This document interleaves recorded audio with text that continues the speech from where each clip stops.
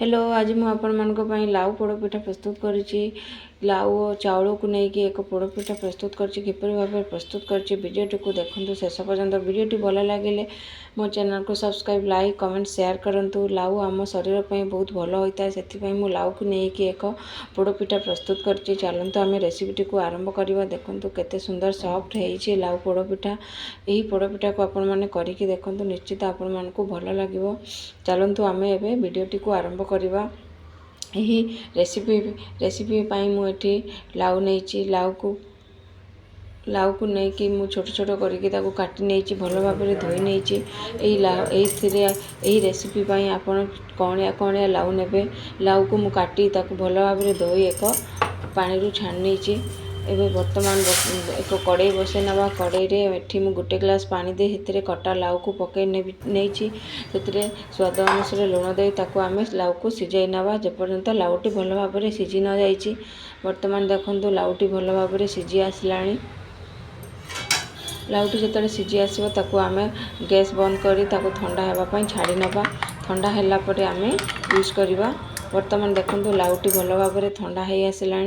बर्तमान आम एक ग्राइंडर जार नहीं जावा। ग्राइंडर जार से हाफ कप चीनी नहीं। आपड़ चीनी ये कम बेसी करें। ये हाफ कप चीनी नहीं, से 4टी इलायची गुंड नहीं, इलायची नहीं एवं डालचीनी खंडे नहीं। डालचीनी देवा फल आमर फ्लेवरटी बहुत भल आसी से मुझे डालचीनी नहीं। ये सबको लेकिन आम प्रथम ग्राइंडिंग करनवा। तापर आम से चीनी गुंड दे आम सीझाई रखि लाउ को पानी छाणी नवा। छाणी की खाली केवल लाउ को ऐड करनवा। पानी ऐड करेंगे नहीं, ना बेसी पानिया हो बेटरटी। बर्तमान आम से ही सीझा लाउ रे आम भेदे रखि चाउल को पकई आम ग्राइंडिंग करनवा। मुझे आगुरी गोटे कप चाउल को भेदे नहीं एवं पानी छाणी नहीं। पानी बिल्कुल ये यूज करेंगे ना, ना बेटरटी आमर पानिया हो। बर्तमान आम चाउल पकई भल भाव गोले नहीं आम ए ग्राइंडिंग कर आनिबा। पानी बिल्कुल ये बिल्कुल देवे ना।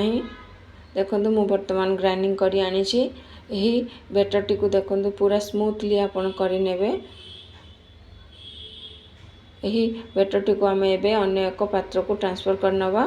देखो अन्य एक पात्र को ट्रांसफर कर नहीं भल भाव आम ताको फेंटी नवा। भल भाव फेंटा फल आमर पिठाटी भल भाव फ्लफी हम। से स्वाद अनुसार लुण देती। आगुरी मुझे सीझेला बेले लाउ रे लुण देती। बर्तमान आपड़ देखिए स्वाद अनुसार लुण देवे। गोटे कप हाफ कप बागी नड़िया कटा नड़िया पकई। हाफ कप 2 ରୁ 3 ଚାମଚ बादाम पकई। पकई भल भाव मुझे गोलाई नौची। भल भाव फेंटी देवा। फेंटा फल आमर पिठाटी भल भाव फ्लफी हम। बर्तमान आम जो पात्र रे आम पोड़ पिठाटी प्रस्तुत करवा से आम टिके तेल पकई भल भाव ग्रीस करनवा। तेल पकई भल भाव ग्रीस करने आम पिठाटी भल भाव बाहरी आसो। से मुझे तेल पकई भल भाव ग्रीस कर नौची।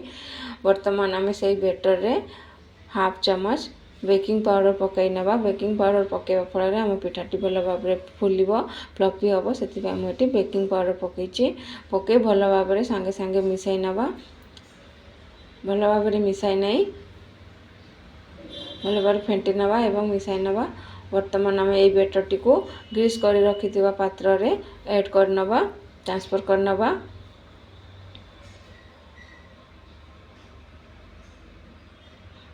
भल भाव ट्रांसफर करने ताको आम टैप करनवा। देखो बर्तमान मु ट्रांसफर करनेली।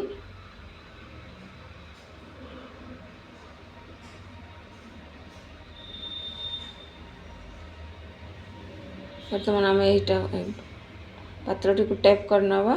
बर्तमान आम मु आगुरी डिश रे गोटे बड़ डिशटे नहीं से लुण दे भल भाव एक स्टैंड रखी गरम कर नहीं।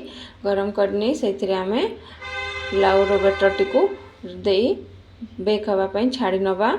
आपन चाहिए ये प्रेसर कुकर करें 30 ରୁ 35 मिनिट बेक करने छाड़ नवा। देखो 30-35 मिनिट पर आम एक चाकू मध्यम देखी नवा चेक करवा। चाकूटी जब क्लीन आसो ताल आप जानिए पिठाटी प्रस्तुत होगला। ये बर्तमान आम ठंडा करने छाड़ी नवा। ठंडा है पर आम पिठाटी को डिमोल्ड करवा। देखो चारि साइड आम ये करनेली वर्तमान मु डिमोल्ड करनेली। वर्तमान आमर प्रस्तुत हो गला।